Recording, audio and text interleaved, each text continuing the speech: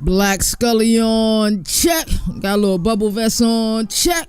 Welcome to another marvelous episode. Today I got a special guest with me. This guy's been on the show before, CFB Moon, and we're going to show him on the next screen. But we're going to be discussing our top 10 quarterbacks in college football. Moon's going to also give everyone some blind resumes, so feel free to comment down in the chat. This is a surprise episode. I told y'all a surprise might be happening at 9 a.m. Eastern Standard Time. We're giving y'all our 5th episode for the week. By the end of this episode, that means you guys would have got 5 hours and some change of straight, unadulterated fire from this week from Governor of College Football. I want to shout out my boy CFB Moon. He went crazy on this Big 12 deep dive yesterday. I think he did about an hour and a half and got through about maybe almost half of the teams, maybe about 40% of the teams. These deep dives are crazy. It's necessary. And guess what? It's only made for a lot of people. You know, we're all the 1%ers. You guys are watching, you know, us who are talking. We're 1%ers. We care about college football. We don't believe in the off season. I just got it confirmed that I am getting some merch this weekend. At some point, I'll have this merch available for sale, but moving forward, you'll only see me in CFB Nation gear, Governor College Football gear, World of CFB gear, and, you know, the other conference gear and all of the above.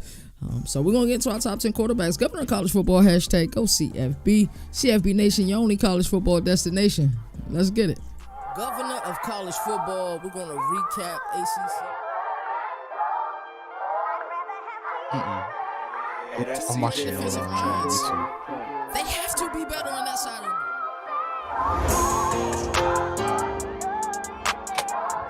Okay. Alrighty, here we go. Moon, how you doing, brother? Doing great, man. Excited to be on the show again. Appreciate you having me. Top in the morning, like we always say. yeah. Top of the morning. It's early morning. You know, 9 o'clock was my original time slot, but we've been going crazy at 4 p.m., bro. When I say time slot, man. Like, it's a different type of energy. 4 p.m. is that time slot. I'm telling you, people be tapped in, tuned in. We broke a lot of records for this show this week, so I just want to genuinely thank everybody who tuned into this show each and every day.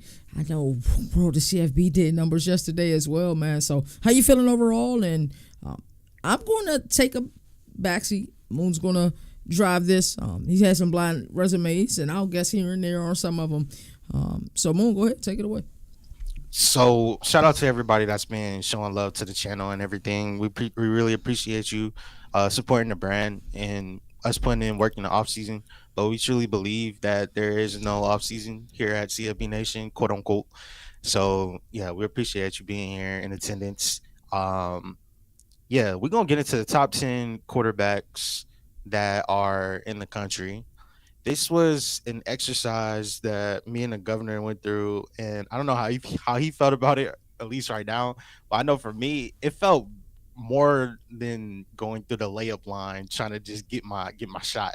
This was actually a tough exercise because when I looked at it, I started to ask myself, like, what are the measurables that I'm looking for in a quarterback, and what I need in my guy? What are the top tier things that I'm looking for when I'm comparing them against each other?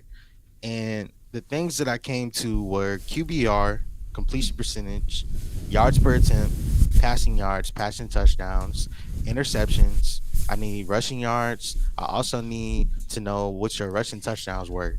I wanted to take into account to what your total offense numbers were and how much of the total touchdowns did you account for your team. So those are the key metrics that I wanted to pay attention to. And overall, I feel like it's kind of hard. Quarterbacks are like the hardest thing to evaluate. This will probably be my toughest rankings. I feel like running backs and wide receivers are way easier. But I would love for us to do this again if we had, like, you know, one of them quarterback gurus that came on the show with us to, like, see how we match up and us knowing ball in the college football space, or how much ball that we watch, and then how they see it, whether, like, if it's like a draft scout or a former NFL QB, whatever. But let's get into a blind resume real quick, because I wanna put some things out there. This quarterback had an 82.9 QBR, completion percentage of 67, yards per attempt was 8.7. He had 27 touchdowns, 5 interceptions, 423 rushing yards, but most of those came from scrambles. He had 5 rushing touchdowns with, 5 interceptions, and he accounted for 32 total touchdowns, 3,634 yards. From November 1st, this quarterback had the highest QBR in the nation at 86.8 to be exact. He also led all FBS returning quarterbacks in scramble yards, and he played his best ball when it mattered most. So he's a clutch season finisher type of guy. He's known for making off script playmaking, but also carried an elite QBR without relying on screens or the manufactured stats that you see with like RPOs and things like that. He was thrown into the mix of freshmen and walk ons late in the year, and he still cooked. Who is this mystery guy, Governor? Is it Diego Pavia? You're close. You're right on. If you want to give another one, I'll let you cook. Blake Horvath? The answer is Sam Levitt, Sam Levitt, oh wow. the college football playoff assassin. You who said turned he it had up. how many total yards? 3,000 Yeah. total yards? I'm sitting here looking at Buddy's stats and everything. I'm like, bro, Yeah, he did. He did. I forgot that he threw north of 3,000 yards. I forgot that he threw south of 3,000 yards. But that's what a Cam Scatterbull would do for you. bro, his ceiling is through the roof. He playing with this new elevated trust and Kenny Dillingham. Mm-hmm. He gonna get that type of national presence and spotlight this year, and he showed out later in the stretch, especially playing in the college football playoff. Now I know they didn't finish strongly how you wanted to, but if I'm looking for a quarterback that's going to take that next step with the receivers that they have with Jordan Tyson, and then you have still, I feel like it's not going to be the same type of energy that you got with Scatterboo, but because of him being out of the picture, I feel like his overall usage is going to go up even more. He should be given the keys 100%. So who's your best quarterback in the Big 12 while we're on the subject? Best quarterback in the Big 12? It's a loaded question, and it could be a preferential thing. It doesn't have to necessarily correlate with your list, but who do you think? There's a quarterback. You're in the Big 12. There's a quarterback that you're taking. Who's the quarterback that you're taking? This is the same question that I propose to everybody who's watching right now. And shout out to everybody, man, who's grinding with us with this early morning stream, man. So y'all really showing out. I really feel like the best quarterback in the Big 12, I'm saying it with my chest, bro, Rocco Beck. I'm a Rocco Beck guy. So, that's just music to my ears. So that I like Rocco Beck. I like Sam Levitt. I think Big 12 have the sneaky, best I feel like the ACC has had the best quarterbacks for a long time. In my opinion, when you look at what they do at the collegiate level and then how that translates or correlates to the NFL level. But I think the Big 12, when you look at some of the quarterbacks, like a Caden Salter would be, middle of the pack or lower tier in comparison to a Sam Levitt, in comparison to a Josh Hoover, in comparison to a Sawyer Robertson, in comparison to a Rocco Beck. I really love the Big 12 quarterbacks. I really do. And it's tough, bro. And Avery Johnson they're as well. so loaded. They They're are. so loaded. They are. And I think I got a Big 12 bias with my list. I really don't care though. I truly got a Big 12 bias. You did. I felt like you did give them a lot of love. I do because we have to. Because people you remember the disrespect the Big 12 was getting when they were trying to be creative last season and they were trying to find revenue generating. They was thinking about, hey, let's go get a sponsor which is creative and call it another name, and then they were trolled for a week straight, for trying to get more money for their schools. How do you get trolled for that? I thought it was lame. I thought it was really lame on the behalf of people trolling them, trying to find a way to be like, yo, what we calling it the Big 12, and ain't even 12 teams in here no more. You know what I'm saying? Like, what are we doing? Like, They'll find anything to like troll you about. yeah, Like like they really will. get But out of here I with feel like that. the conference, overall, Hmm. we talked about it yesterday on World of College Football. But Big 12, it's just from top to bottom, it has too many depth pieces. Even like schools like Houston, Hmm. Connor Weigman is like in that tier 3 for A lot of me. people not Like talking about him now, but they will be talking about him soon. I can guarantee you that. 100%, 100% agree. Who you got him? Sam Levitt is Mm-hmm. on the like it would be between my top three would be Rocco, Sam, Mm-hmm. and Noah Fafita. I like Noah Fafita too. Like I was last year just like a bad year, with the move from Pac-12 to Big 12, with the change in head coach from Jed Fish to Brennan. Like, do you feel like that had a lot to do with it, or are we just making excuses? And that he He needs to play. is He needs to play making better. it's a lot of excuses being Okay. made. I ain't gonna let him off the hook at all. Like Okay. he's gonna have to hold that Hmm. because you are what your sample size is. For Like sure, I agree. you can't escape that. Right. And so based on what we looking at, it's like what concerns me the most is what he did when T Mac was not on the field.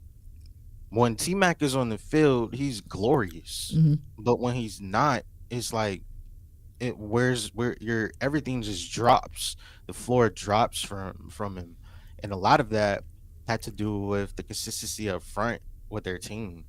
So I'm looking at offensive line play had a lot to do with it, but then you see what he did 2023.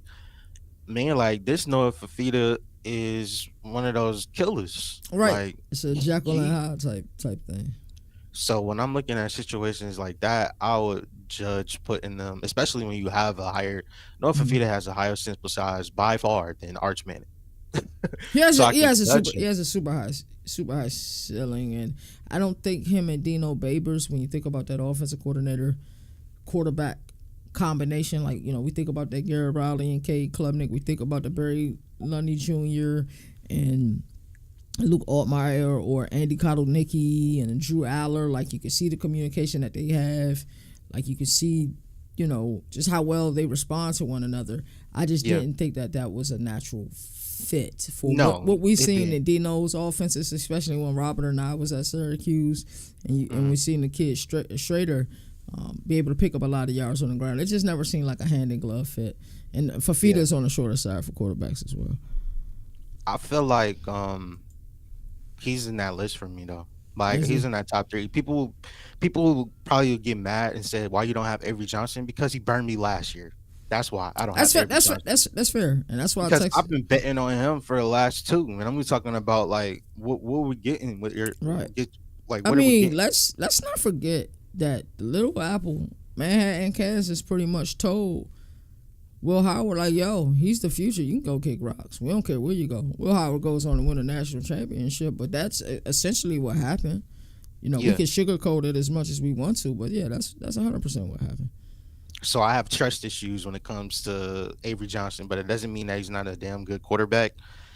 But my guy is the guy that's going to He's my close for favorite me. quarterback to use in college football 25. Who's your favorite quarterback to use in college football 25? That's returning this year. My Taylor Green. Taylor Green. Mine was Noah Fafita was up there because I won a championship with Noah Fafita. But I would. That's tough. That's tough. Yeah, I can't that's wait tough. for the game again, but I Yeah, love it'd be Taylor nice to Green. get some Like, news. EA Sports, what's going on? We just want please. news. Y'all had an official reveal by this time last year. I get it. It was 11-year hiatus, but come on, bro. We need something. Feed the community, brother. Feed the streets, man. Hmm. Keep us tuned in, man. Who They you were got for supposed your to been drop. Who you got for your But second blind resume? all right. Before I do that though, the reason why I want to stand 10 toes on Rocco is because he had 11 touchdowns, 3 interceptions, and an 82.3 QBR when he was trailing in the second half last season. I want a dog that can keep me in the game fourth quarter, and when everything is on the line, you're not gonna throw the bag away. It gonna put me in contention, and that's why I lean towards Rocco. Um, let's get into another one. Quarterback quarterback A. Mm-hmm. He has a 75.6 QBR, Mm-hmm. 62.9 completion percentage, 7.79 yards per pass, 40 passing touchdowns, and 10 interceptions.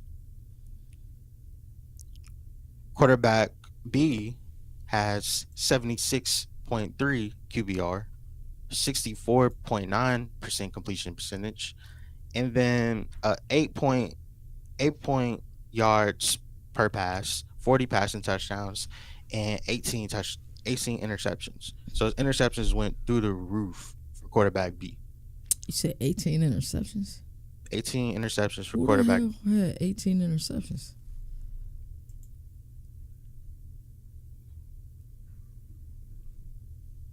quarterback A that we talked about first is Penn State, Drew Aller, widely considered one of the best quarterbacks in the nation with 40 passing touchdowns, 10 interceptions. Yeah, Quarterback you B, you you mean for the last 2 years, right? yeah, for the No, last 2 years. no, because what do you have? 26 Since week touchdowns. seven, since week seven of 2023. Okay, okay, okay. I got you. I got you. So I got this you. is our sample size since week All seven of righty. 2023.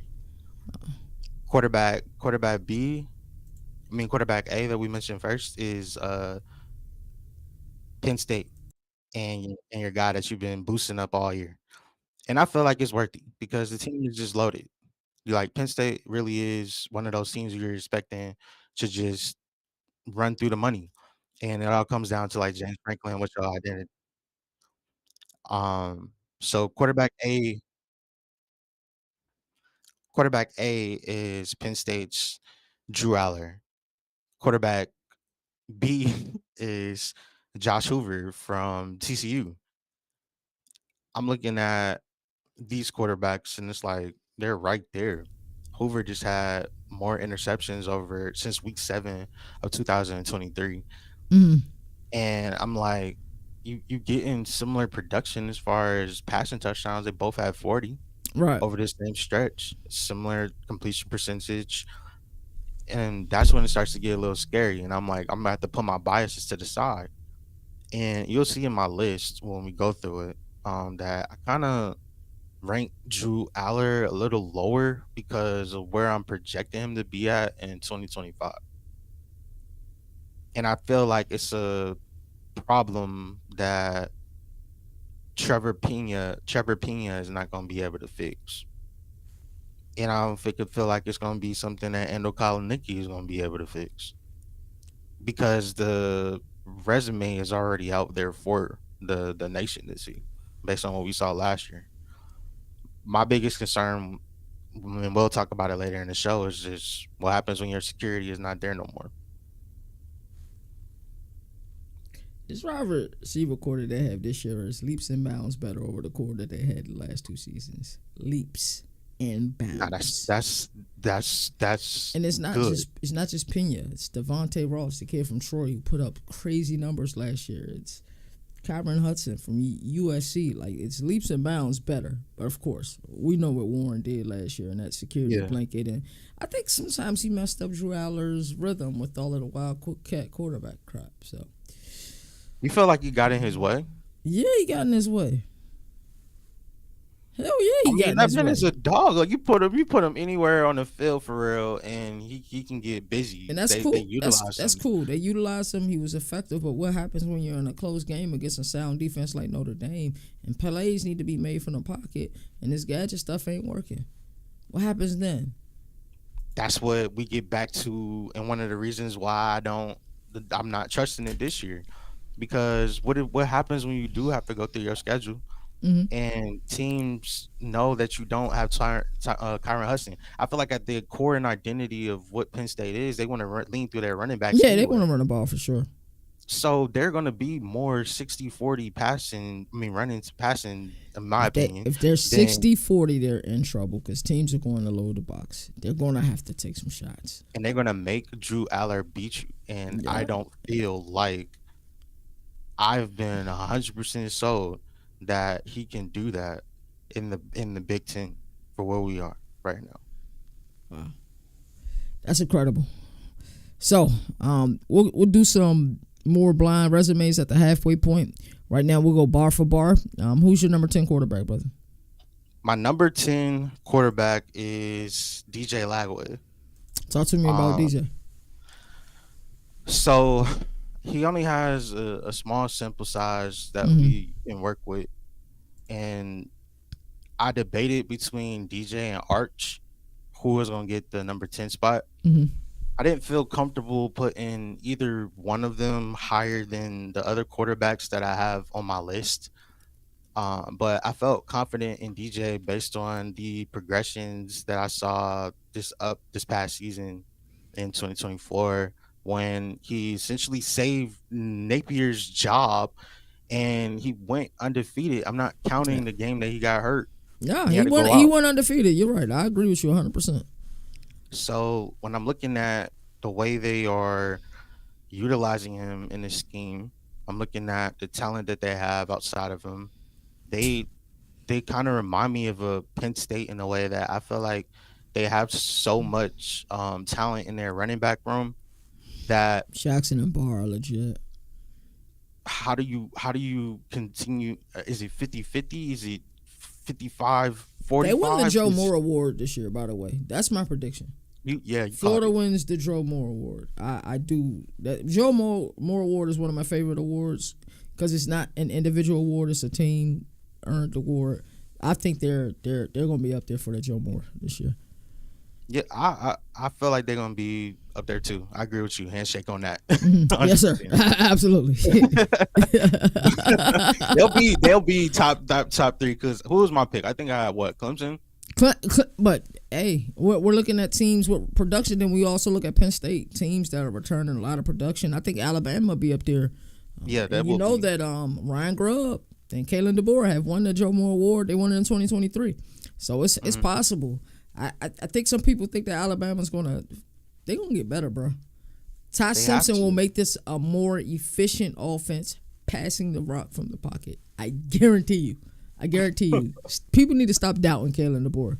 That man has won everywhere. Stop acting like that man and went 5-7 last year. Like, come on, bro. Like that ain't that the gist of what you get? Like, damn. I know he in Tuscaloosa, right?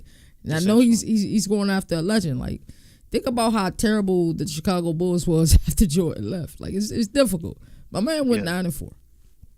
Some bad losses for sure, but 9-4. Like cut it out. They got to be reasonable with the experience that we're getting. Right. It's the expectations versus reality that you and I talk about all the time. Like it's like, you ask, hey, how good was this movie? Somebody say, oh, hey man, best movie I ever saw. You see it, but it's best movie you ever saw. Like expectations, or like, man, that joint was terrible. I watched it, wasn't that bad. You know what I'm saying? But continue. I feel like DJ Lagway and Arch Manning are in that conversation of quarterbacks that have the highest ceilings in all of the country, and it's based on. I feel like how high is his ceiling though? Let's talk about it. How high is his ceiling? Is his ceiling SEC title or in contention for an SEC title? Is it SEC championship? Are we talking Davey O'Brien? Are we talking both. Heisman? Mm-hmm. Yeah, like say it with your chest, Mo. I feel like both of them are. And my thing about Arch is I know he doesn't have the overall starting, because these were the two that I had at the fighting for the top 10. Like I like that it was those two. I really do, and that's why I respect you and like others like Greg McElroy didn't include him in his top 10. We seen him on gadget plays and third and shorts, and then we seen him start a couple of games. But we've seen more tape on these other players, so they deserve to be in the top 10. It is what it is. He's not in my top 10 either. Sorry, Texas fans. And it's not like I'm not trying to punish them, but it's like we have to be reality. I would rather him do the work based on what I think he's going to do, than to put him prematurely, and then we'd be like, "Yo, you tweaking," and then he bombed. But I rather And we were a say year that, too early. yeah, like I would rather watch it Mm-hmm. happen. He's had three now practices over the course of the three that in that system. Yeah. So he's at a point now where he's in full command, even though he's had to wait, even though he's had to be behind Quinn. Like And he's it's had not to a soak up terrible all of thing. those. Some people just Nah, deem that as a terrible thing.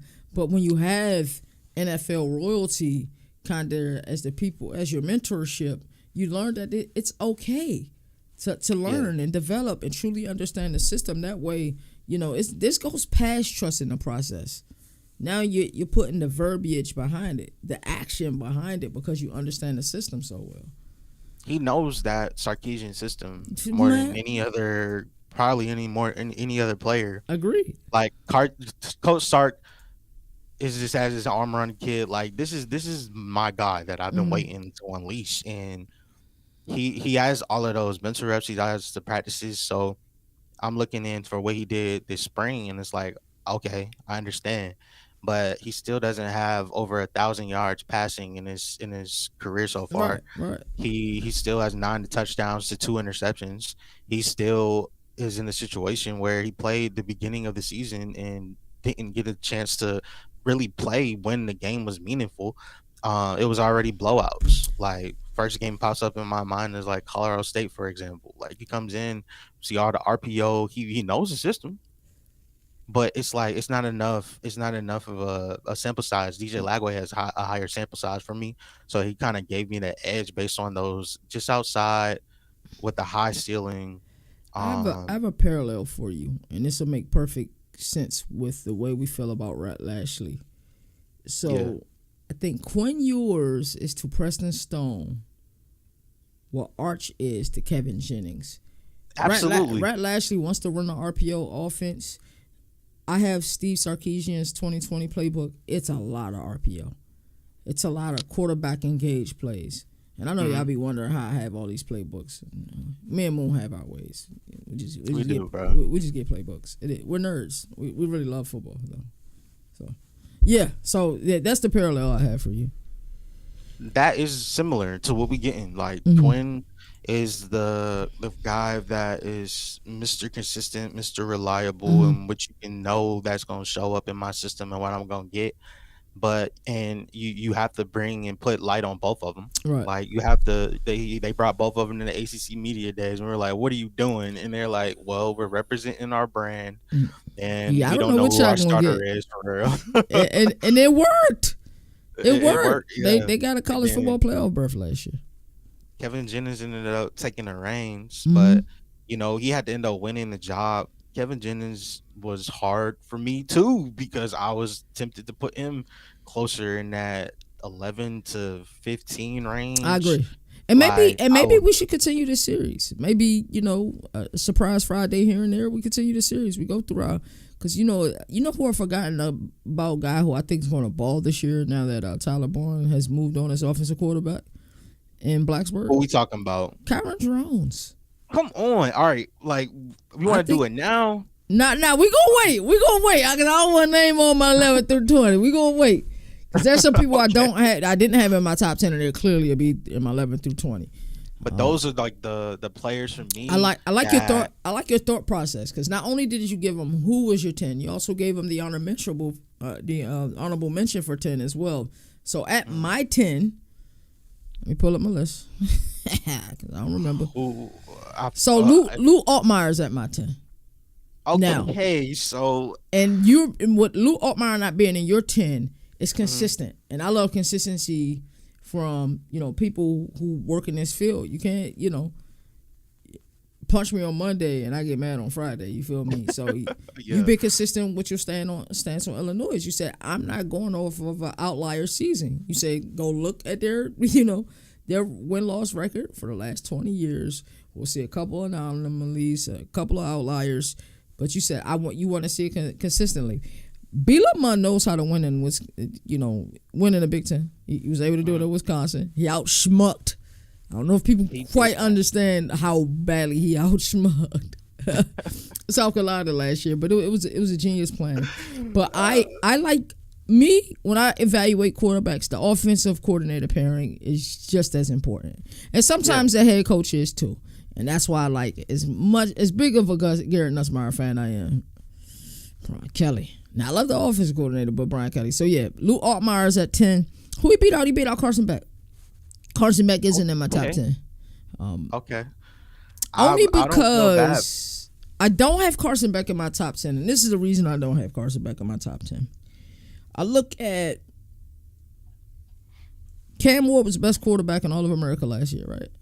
Mm-hmm. We seen he was able to march into Gainesville. We know that Cam Ward is a leader of men, right? We know, you know, that what they had at running back in Damian Martinez, Xavier Restrepo.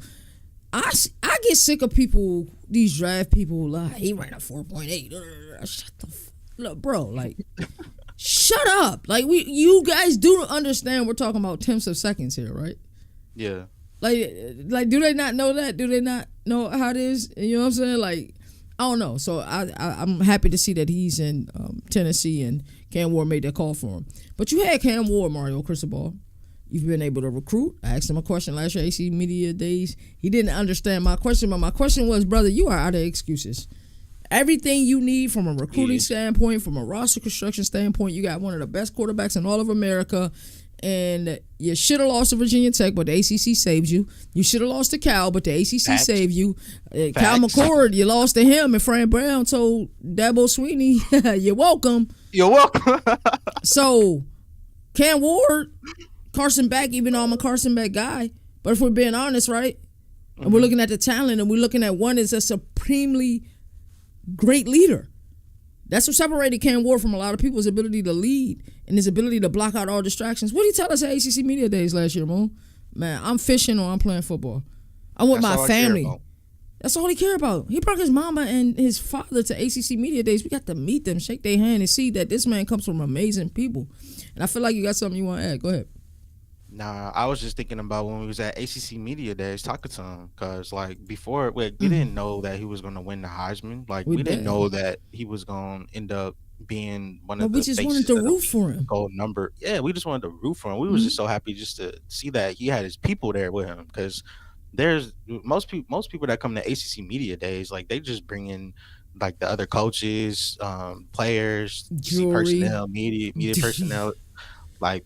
That's really what they bring. This man brought his family. Like, he brought his mom and his pops with him, so they can experience it with them. Like, that's super dope, bro. Like, he's such a good kid. So when I look at that, and I look at some of the distractions that Carson Beck has had in the 305, you know, he made his decision quickly after leaving Georgia.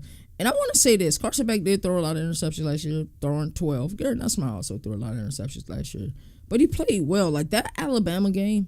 If you go look at a Jekyll and Hyde and the way that he fought back, and I thought Georgia was going to win that game, and Kalen DeBoer's head would have been on a platter. I promise you, it would have if they'd have lost that game. But good thing Williams was able to save the day. But yeah, I like Carson Beck. I think he does have an opportunity to move back up and get into. I'm not sure if he can get back into the QB1 conversation for the 2026 NFL draft. I believe his opportunity was this past year. He was up there though, man. But before all this, all the craziness. I've lost some hope in Mario Cristobal. Now I'm not all out because he's done the work. I want to make sure I'm crystal clear. He did the work in Eugene from a recruiting perspective. He's doing the work now. It's just discipline. Remember the Georgia Tech game? Yeah. You take a knee, you win the game. What are we doing? Simple. Oh. Like, running away with a bag. Yeah. Like you see the player on the sideline, bro. Like I felt for him in that moment, bro. I'm like, it was like Richard Sherman when they threw the interception on one line, y'all, at the Super Bowl. Like he had every expression on his face. Like it was almost like the 12 steps. So yes, I have Luke Altmaier at 10, slightly edging Carson Beck. That's good. That's good rationale. Like I'm not mad at your reasoning for it. You know, most people have Beck on that fringe too. My thought process kind of matches with yours, but I'm going a different angle. I just don't think that he's fully back right yet when it comes to that injury. When I saw that injury in the game, like championship game, I'm just like, yo, that his arm shouldn't have went that way. Oh no, it was tough to watch. I know we've seen other people recover from it and things of that nature, but I'm that's one of the things that I'm looking at for injury concerns for him. Now, apparently he's back throwing, so that's good. Yeah, I But seen he some just video. He looked like he had some zip on the ball too. he got that. He look like he got some pop. Hmm. We just gotta continue to wait to see how it progresses over the course of the summer. But that's something I'm gonna keep my eye on. Whether I trust Mario Cristobal or not, I don't. But I'm at a point where I still have to look outside of their team. Hmm. And I know Martinez ain't coming back. I know Cam Ward ain't coming back through that door. And I know Carson Beck is not the same type of leader, but I do feel like he can be a quarterback that can just kill you with 15-yard dig routes, just lacing the thing in there. Yeah, he Like can. he can kill you with comebacks. He can kill, and I feel like a lot of times last year, before I give up my hand, Hmm. a lot of times last year he got bailed out just because of heavily contested catches and drop passes. I agree. I agree. But I do love like Shannon Dawson. We need to do our top 10 offensive coordinator. Well, I want you to join me for that too. I do like Shannon Dawson. Though. I do believe he's one of the brightest minds in the sport. So I'm rooting for Carson Beck. I don't want people to think otherwise, but it's just it's just purely my evaluations, and Yeah. because I watch an awful lot of college football, my list is going to be different. Because Moon watches an awful lot of college football, and it's not just at the P4 level. It's at the G5 level. It's not just at the FBS level. It's at the FCS level. We watch Division 2 games. We've been invited to Division 3 games. We go everywhere. That's why we're CFB Nation. We go everywhere. We do a HBCU week every week. I can't wait for this one. And if you think I'm not going to go see Deshaun Jackson or Michael Vick this year, you're tripping. 100% tripping. Waking Yeah. So, who you got at number 9? Explain to me your thought process with this, too. number 9, Drew Aller. Okay. Um, I'm not opposed to him being at 9. For Penn State, for everybody who believes in the hype, and I am somebody that believes in the hype, you start to get out of excuses. We started to get where we are with Mario Cristobal, where we were at with Matt Campbell. But Matt Campbell, we good now, brother. Because if not now in the win, I know all of a sudden he got blown out in the conference championship game. I know, bro. But not many people was gonna beat them on that night when Cam Scatterbull just couldn't be tackled, bro. yeah, He was like for Bo sure. Jackson and Tecmo Bowl, bro. Oh yeah, I'm who you got at number 9? uh, I've put Drew Aller here.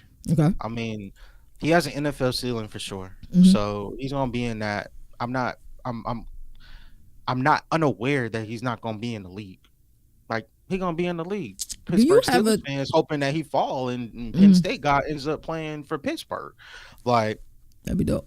that would be ideal. Mm-hmm. But I'm looking at it like his frame is what you would love to see out of a quarterback. He got the mechanics. He has the OC. He has all the playmakers around me. But I'm putting him in a spot where he's going to have a couple of statement games against good defenses this year where he's going to prove why he belongs higher to me.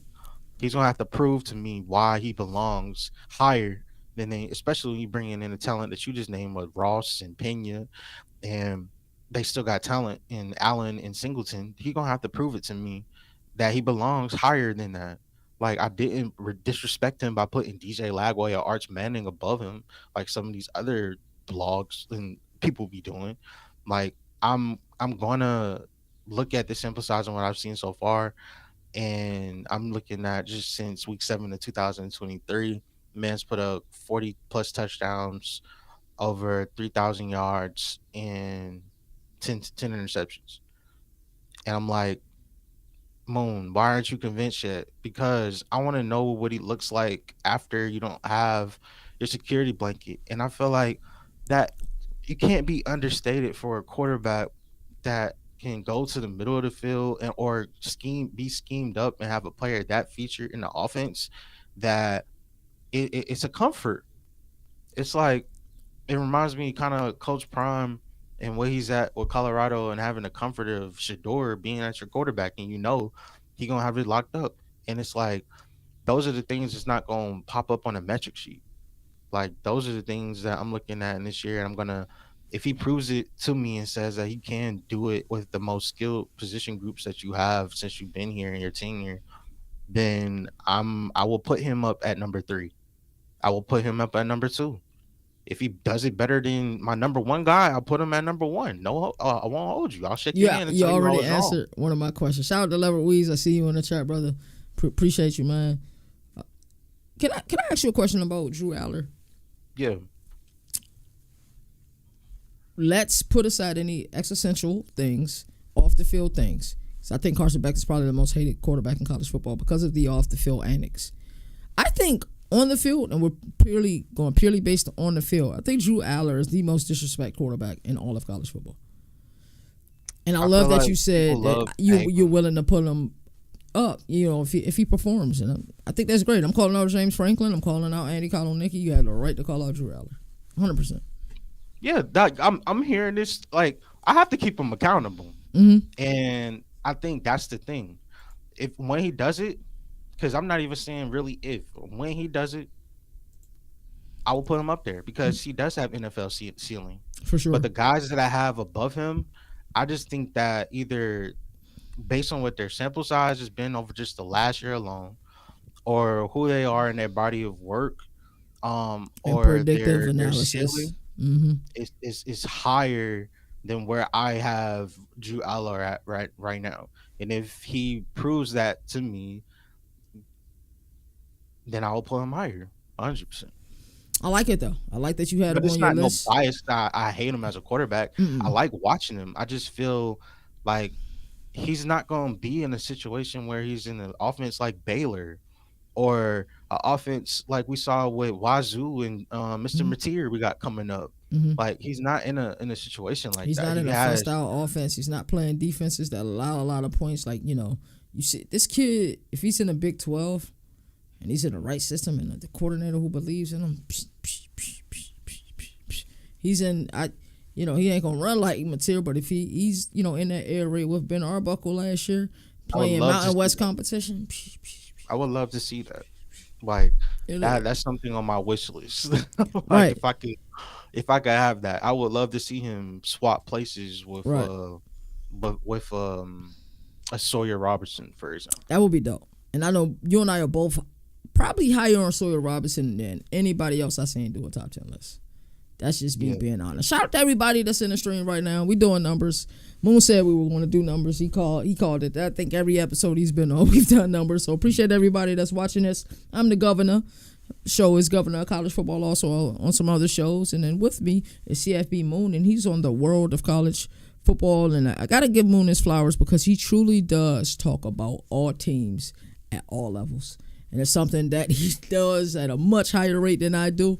I typically stay within the P4 and the G5 realm. Moon gives HBCU so much love. And it's, not just with his content, as far as his live show. He also does it with uploads as well. I would argue that you probably have some of the biggest HBCU views in the offseason. I will argue that with anybody. Yeah.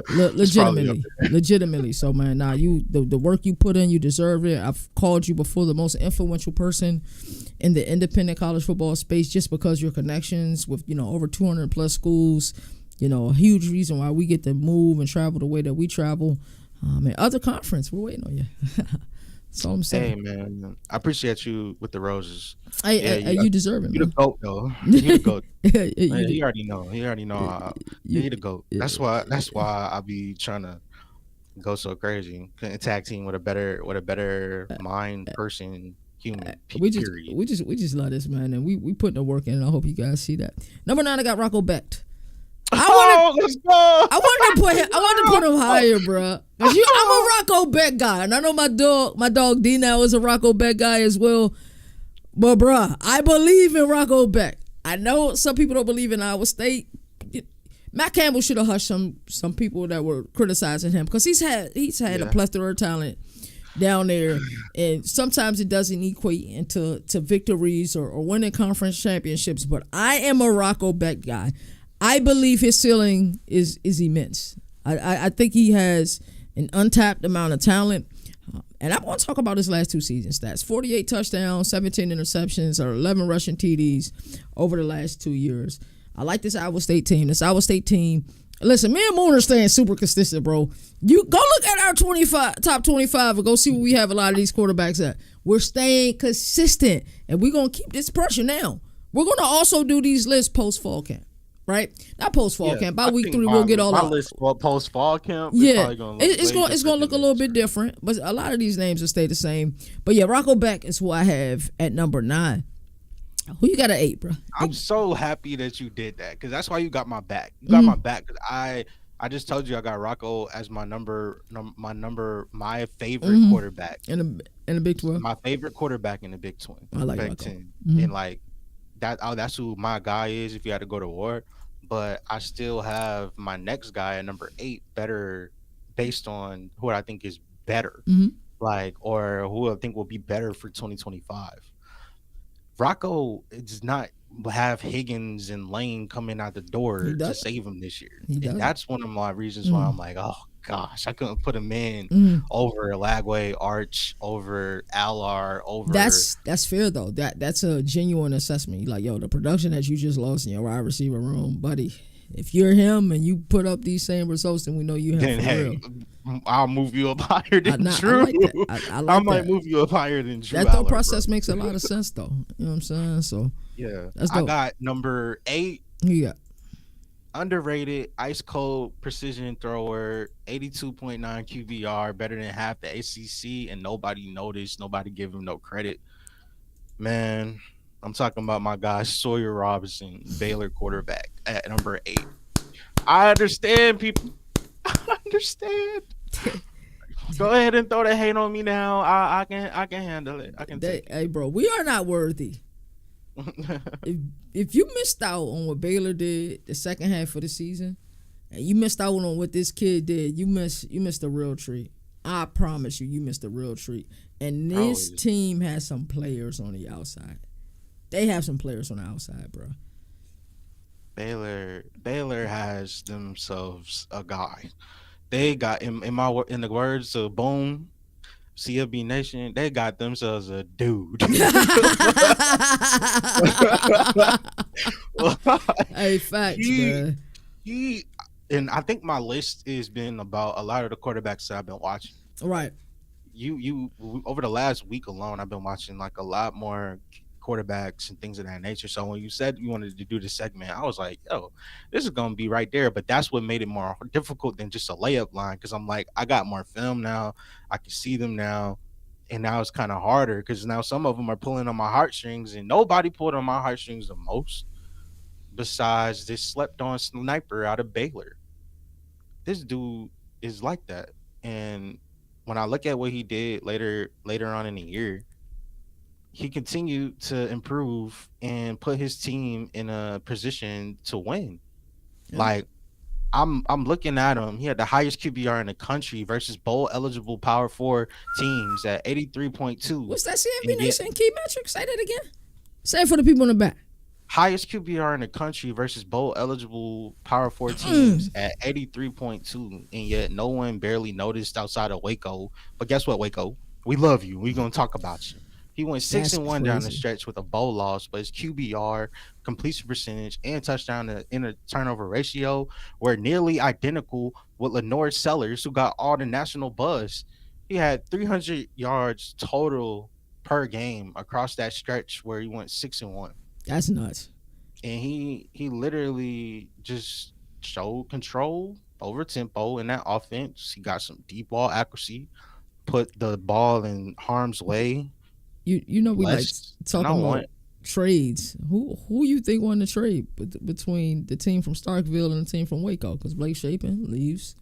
Oh, easily Baylor. What? The gold, man. Yeah. Look, give that man some time. I ain't gonna say he got the chance to win a Heisman like RG3, but you never know.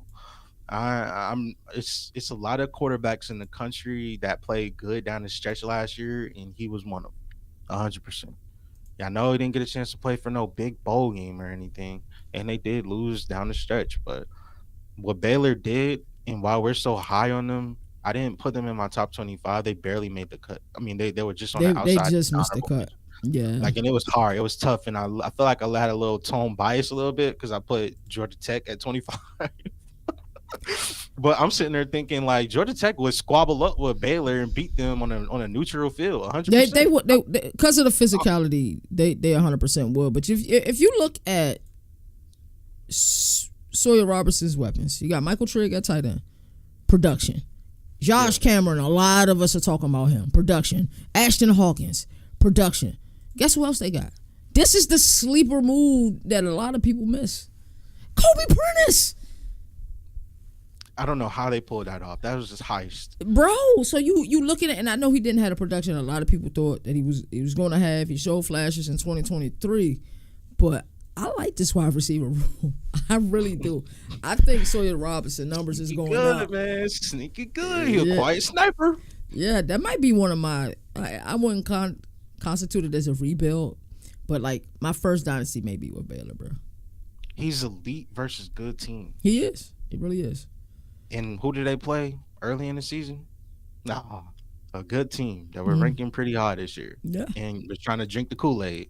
And Hugh Freeze and Auburn, even though Hugh Freeze thinks that their team is going to be 6-6. But yeah, we're drinking the Kool-Aid too on Baylor, 100%. Who I have and my number 8 guy is wrong list. Number 8, I have Josh Hoover, quarterback TCU. Oh, bro. Big 12 is getting a lot of love, They're getting a lot of love, and I know his interceptions are higher than we would like in a single season with, double digits. In college football, it's easier to throw the rock, so you should be able to keep your interceptions down. But Sonny Dykes, I think, got another one. And I think this kid, we saw what Max Duggan did in 2022, but I think this kid has more talent. I think he has a higher ceiling. So 27 touchdowns last season, almost threw for 4K yards. There was a team in Knoxville who, when they were going quarterback shopping, a.k.a. tampering, but we're not going to really call it tampering, even though it's really tampering. This was one of the kids that they wanted.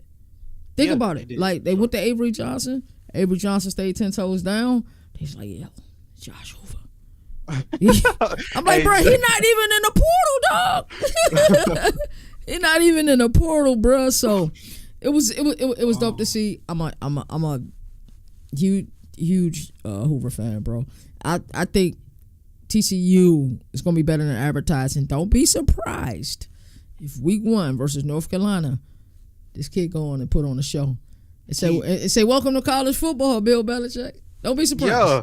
Hey, you know how many people will be happy because of that? Because of all the little allegations and people not minding their damn business. Yes, a lot of people would love Josh Hooper. He will be their guy 100% if he pulls that off. But he got that. Like, he's going to put the ball into traffic more, and I feel like it's because he has like that elevated gunslinger mentality where he just really don't care at times. Like, he's just trying to make plays, and when you're that, it's kind of like hard to try to rein a guy in sometimes. And he's one of those kids where when he is in low turnover situations or putting the ball in low turnover situations, just taking what is given, I mean, you would think that there's no other quarterback that you would want to have, like, if you take names aside. But when he is making those turnover worthy plays, that's where we look at him as like, dag nabbit, Josh.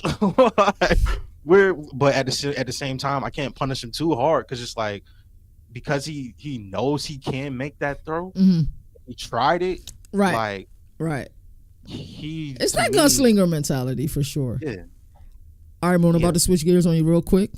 We're gonna do a segment. It's called Choose or You Can't Go on Tour. Best running back room, choose or you can't go on tour. You gotta hurry up. Gotta give me a quick answer. Best running back room in all of college football. Best running back room in all of college football is Penn State. You like them better than Love and Price? But it's barely. Okay, that's cool. Best wide receiver room in all of college football. Choose or you can't go on tour, buddy. Auburn Tigers. Hey, say it again, bruh.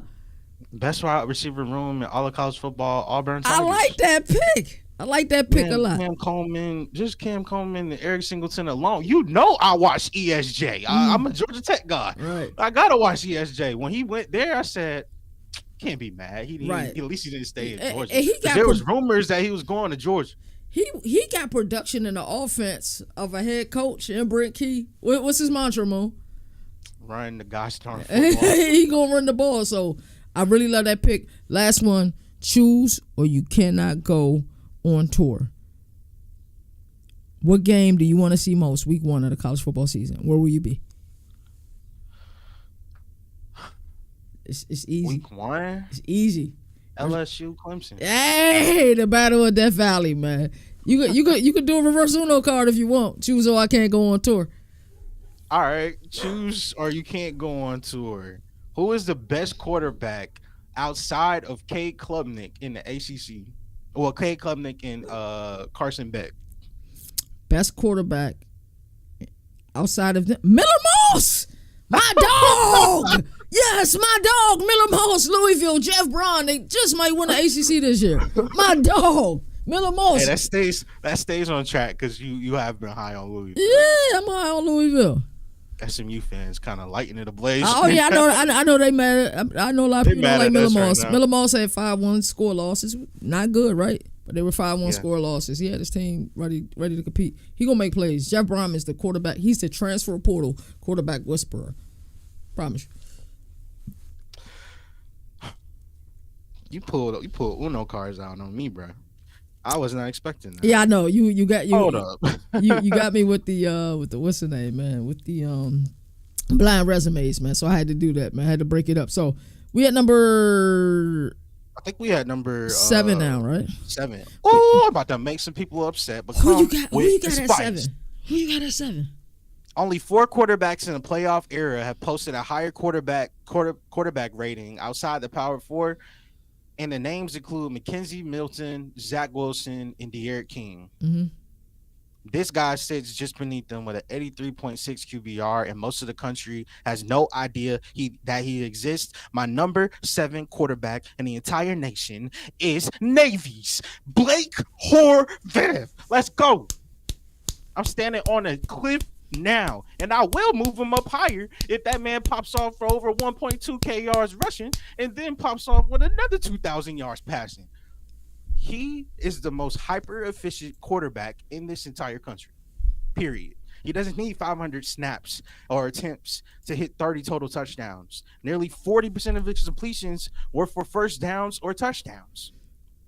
He was rarely blitzed because you can't blitz Navy and what they do. You can't. Because they're going to make you play. Right. And he played behind a shaky offensive line and still put up clean, buttoned up numbers. Exactly what you need, man. 35 total touchdowns accounted for. 7. Like, bro, come on. When I'm sitting here looking, this dude, I know they like to go crazy at Navy, bro. But I'm most excited to see him on tour. And we're cool with them. I saw quite a few Navy games in 2023. D now saw quite a few Navy games in 2020. Give me Blake, man. 4. But Blake Horvath, that's a hell of a pull. And I think that's a hell of a pull because, you look at the teams and the overall landscape of the American, and you look at the teams who can win the American highest return on production belongs in Annapolis, Maryland, and Navy. They're bringing back. I think Army does slide a little bit this year. We saw how successful they was in that conference. If it wasn't for my crazy belief in Alex Golish and Byron Brown and USF, because that I did predict them, you know what I'm saying, to win the American. Is Navy your favorite to win the American this year? Navy is my favorite to win the American. They get to possess the ball. You saw the military schools did well, and I think the Americans going to have to do some adjustments with getting used to how they play, because they used to seeing 2 lanes, high octane offense, and And it would be, if I had to pick, my top 4 right now would be Navy. Give me Tulane. Give me, then just outside of that is South Florida, because I'm wondering how South Florida does early in the season. Yeah, they got a tougher schedule because for sure. that schedule is so tough, and if they can flip it on its head, then we'll be in a better situation with them to push out for a ACC, I mean AAC, top ACC ACC conference titles. So I take Navy. I got Tulane right there on their heels. Mm-hmm. I have also your team, South Florida. Mm-hmm. But the mystery team that I have that's on the waiting on the outside looking in is what does like Memphis look like post Seth? What does ECU who shows us a lot of love, They like what do. do they look I like? kicked my toe And off in Greenville, North Carolina last year. yeah, so I'm just like how how does the that middle of the pack look like in the AAC? But Mm-hmm. I would take Navy as my hands-on favorite to win the conference just because they got that kid. Like that kid possibly could be he could have been in consideration last year for Heisman. And I know Bryson Daly was just on a whole nother type of Yeah, time for Bryson Daly Army was because balling. Mm-hmm. he accounted for the most touchdowns in all of college football. That's Sorry, crazy. John Mateer. That's still crazy. But That's Horvath has crazy. has the ability to do that this year. Yeah, they're Um, gonna be fun to play with on college football 25. you gonna use that offense?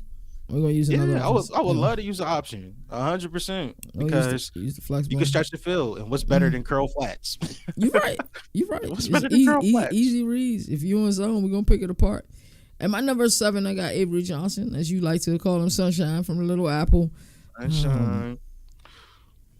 I I like Kansas State. I know they disappointed us last year, but yeah, 2,700 yards passing, and I think that's without elite playmaking ability at the wide receiver position.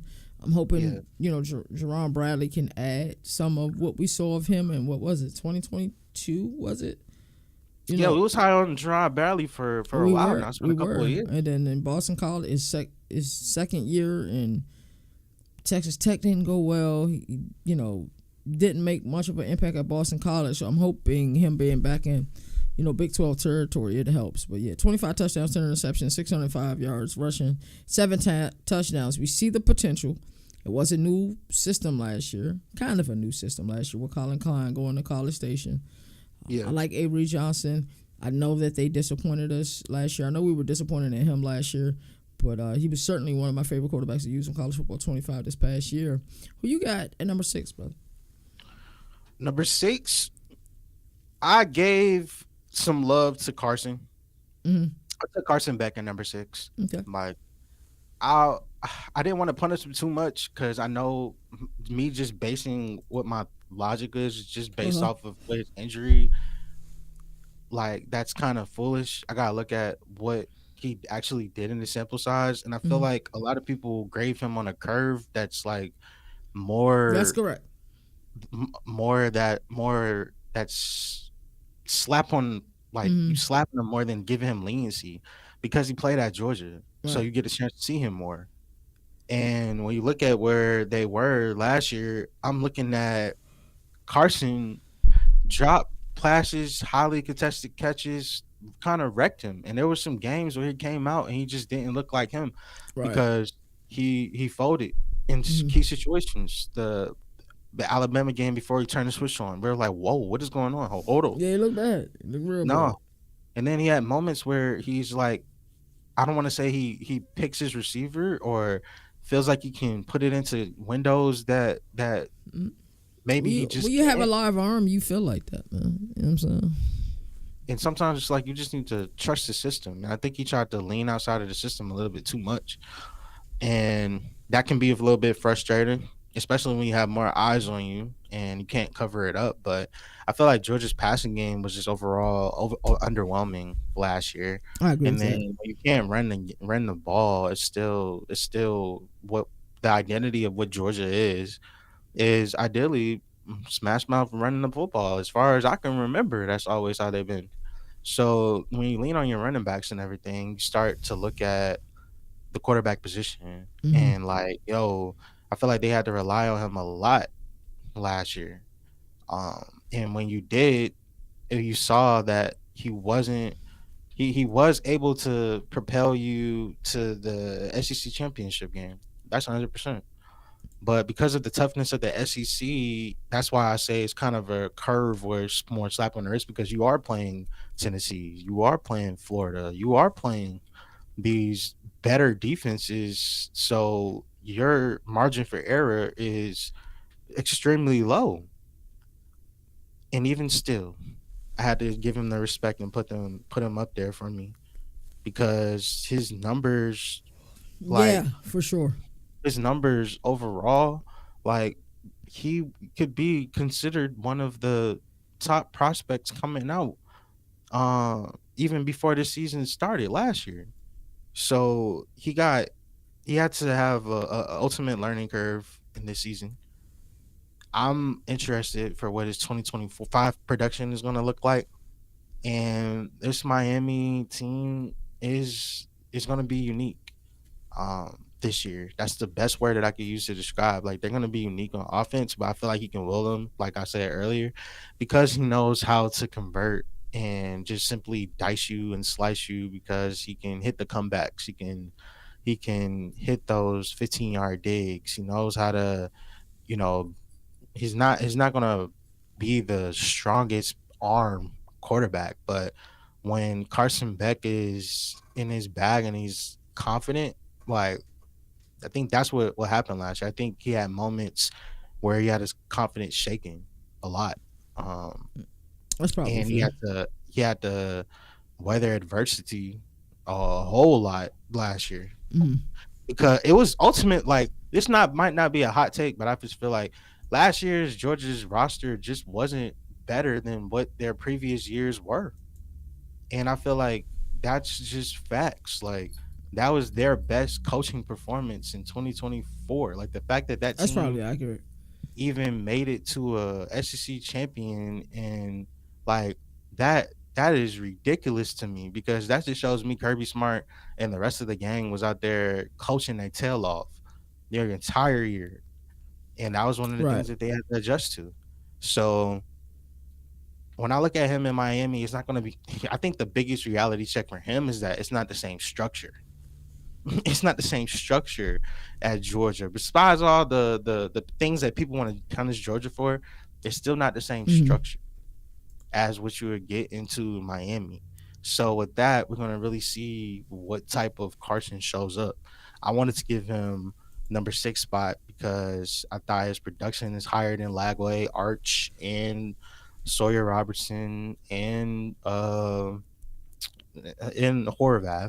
But I'm looking at it like Aller. I had him over Aller too, and that might be a hot take, but I've seen because I've seen him in SEC competition or other conference competition, it makes me put him over that because I don't want to have to think about a reality that exists with Drew Aller after playing in the SEC. So I put him over, and I put him at my number 6 spot. So Carson back at your 6th spot. I'm gonna go through my 10 through 6, and then I'm gonna pick up the speed a little bit on my next few. Luke Altmaier at 10. I had Rocco Beck at 9. I had Josh Hoover at 8. Avery Johnson at 7. Moon, who did you have from your 10 through? You can announce your 6 as well because you already did. Honorable mention, Arch Mm-hmm. Arch Manning. 10, DJ Lagway. 9, Drew Aller. 8, Sawyer Robertson. Mm-hmm. 7, Blake Horvath. I really like 6, that pick. Carson Beck. Carson Beck. And yeah, now we on number 5. So for 6 for me, I had Lenore Sellers. This guy has an immense amount of talent.